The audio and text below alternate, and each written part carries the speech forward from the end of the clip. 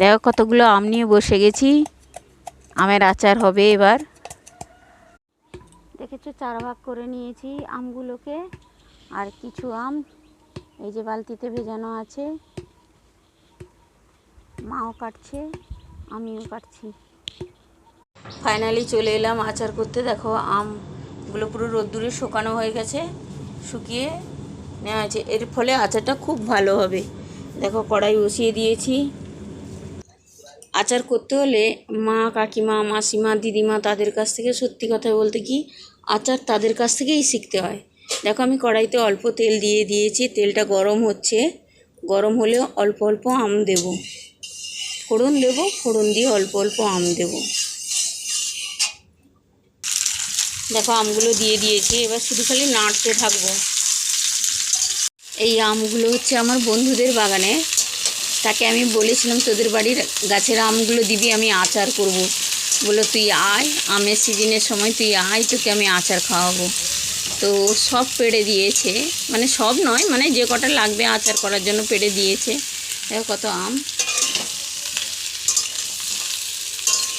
আমাদের শহরে সব কেনা জিনিস, এখানে গ্রামে সব গাছে আম ফসল হয়, সব আম মানে গ্রামে সব গাছে আম হয়। অলরেডি তেল গরম হয়ে গেছে, দেখো আচারের জন্য তেল রেডি। ওগুলো তো আমি ভেজেছিলাম, আমগুলো ভেজে রেখেছি। আর তেল গরম হয়ে গেছে, এই দেখো জিরে আর লঙ্কা এই দুটো আমি দিয়ে দিলাম।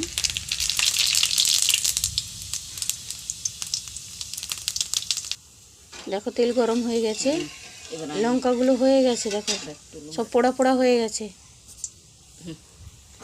এবার আমি আমগুলোকে দিয়ে দেবো। আস্তে আস্তে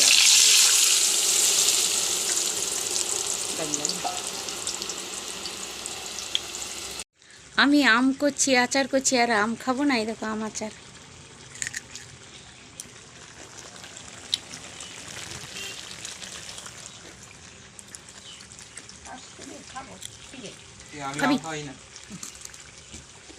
আমগুলো ঘেঁটে হয়ে গেছে, দেখেছো? এরপর আমি দেবো চিনি।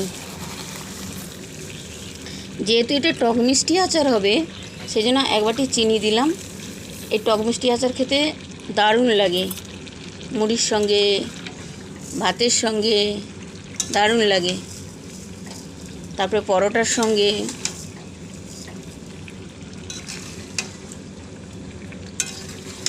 এক বাটি দেবো, আটিয়ে দেখ,